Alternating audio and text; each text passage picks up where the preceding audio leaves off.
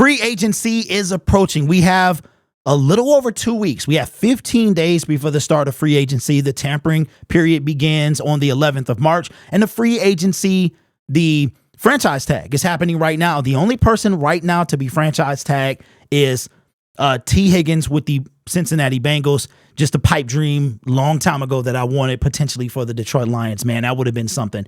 But Brad Holmes, this is his time to work, or as you guys like to say, his time to cook. And he's done a pretty good job. Every draft pick that he has is currently on our team. Even Jamar Jefferson, Chase Lucas, those guys are on our team. But he has some work to do. And I want to shout out my guy, Atroxel Sports Talk, Detroit Lions Powerhouse, or Lions Powerhouse as it's now called, for putting me up on in this information. And everybody on Twitter, Mr. Poole, and who tagged me or made sure that I knew about this interview from 97 Won a Ticket. See, I don't really listen to 97 Won a Ticket. I believe that Detroit needs a better class of sports shows, and hopefully I can give that to you. I just don't like the fact that they have non-Detroit Lions fans or Detroit fans talking about Detroit sports. It's an oxymoron if you ask me. But sometimes they have some good information, and they usually interview Jared Goff and Dan Campbell.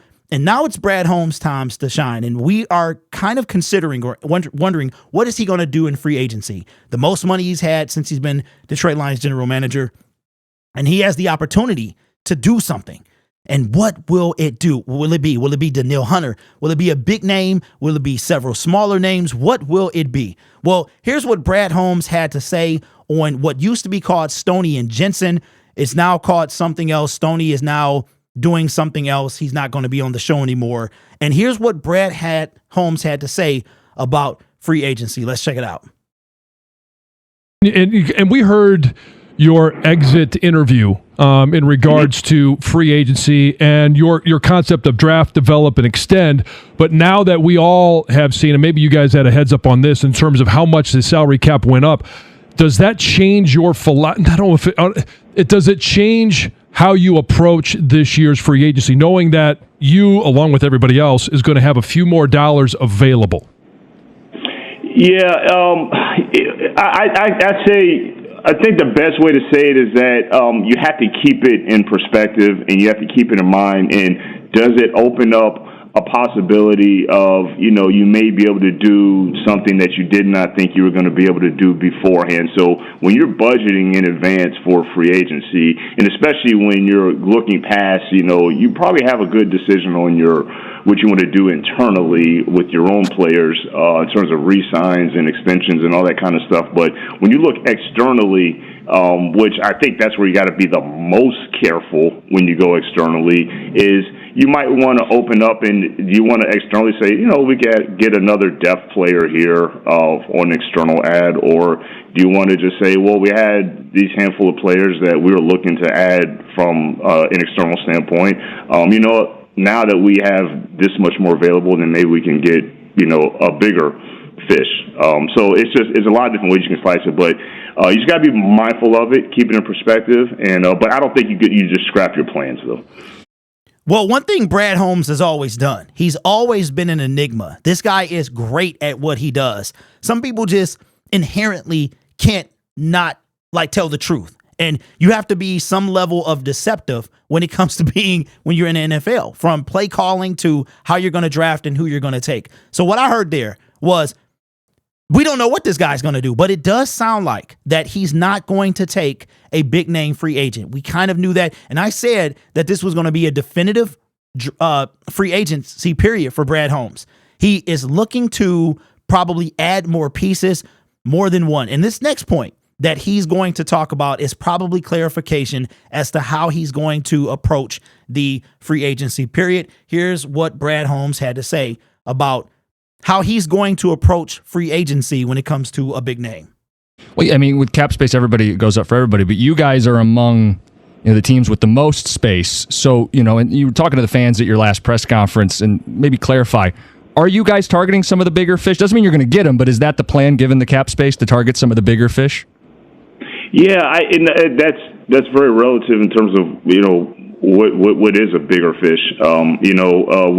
We've kind of we've kind of kept it pretty strategic and selective in terms of the resources that we've had, but it's very subjective of what you deem a bigger fish. I think I have an idea because it's the quote unquote name, but again, it's going to be the same approach that we've always had, because I know I think I said in that press conference, it's easy to win the headline. It's easy to win March. That's easy to win, but man, we're trying to win December, and those are two different perspectives, and that's how you got to plan, and I think that's how you have to approach it. Yeah, I mean, it's subjective. I could give you names. I don't think you would tell me if you're in on Danielle Hunter or Chris Jones or, hey, I've got to phrase it in a way to give you a chance to play with us here with it. But, yeah, I mean, people are excited about where you guys are at, and, of course, everybody wants to see a player they think can take this team over the hump. I mean, do you feel that? I don't want to call it pressure. I mean, but do you feel that there's a urgency to, hey, let's close the gap and win the Super Bowl? Yeah, the reason why I'm more I don't feel a pressure or urgency. Like what I said last offseason, I said we just don't want to take any steps backwards. We want to keep improving, and we're going to take the same approach. We're not going to take any steps backwards. We're going to keep improving. And what we've done so far is that's what's been working, and we'll adjust to different circumstances when needed. But the overall approach that's not changing. So we just got to. And look, you got to say, I'm not a big believer in when you really look deeply into the one player away. Like when you look into that narrative, there's one guy away.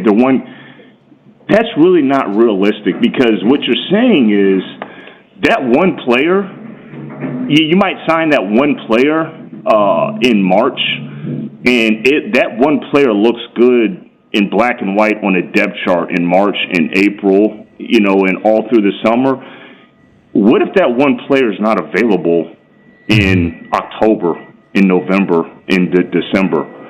Or what if you're saying one player, you're saying one player on top of all the other players you already have.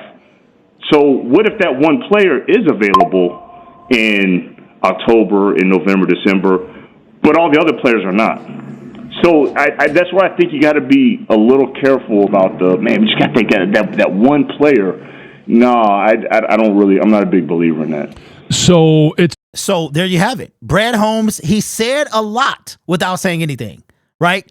And he said nothing but said a lot. So one thing about Brad Holmes, he's always been like that. He's always been a mystery, and he does exactly what he's supposed to do, which is blah. Like, it just generalization is what he does. But it was some things that stood out, and I wanted to kind of point this out. Brad Holmes said, you want to have a player, if it looks good in March and April, that's fantastic. But is that player available in October?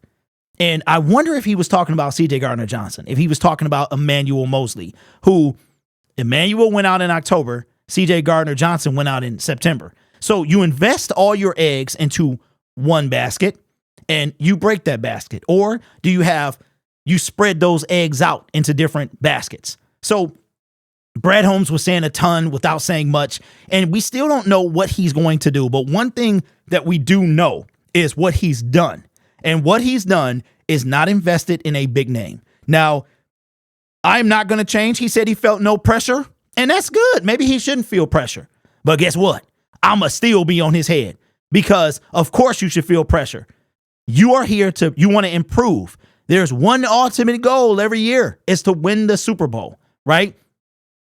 And the Detroit Lions, after coming within a half hour away, have to get there. You have to improve till you get to a Super Bowl. You have to improve till you win. So this could mean the end of the Chris Jones, Danielle Hunter, Brian Burns, Josh Allen debate, which is unfortunate. And I know a lot of you in the comment section know this already, but we're going to still make videos. We're going to still talk about it, because that's what we as fans want to see.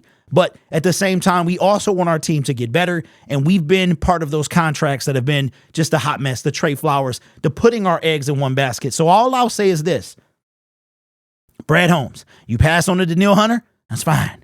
You better go get 3 of those guys. We can't have no Batmans and our Robins, right? So we got our Batman. Aiden Hutchinson is our Batman. He's like Batman year 1, year 2, where he trying to figure out how to be the Dark Knight. And Brad Holmes is going to get a bunch of Robins, a ton of Robins, maybe a Nightwing, maybe a Red Hood. For all my DC people out there, they know what I'm talking about. So Brad Holmes, all I got to say is this. I don't care how you do it. You need to do it. You need to get it done. Period. Aiden Hutchinson needs some help.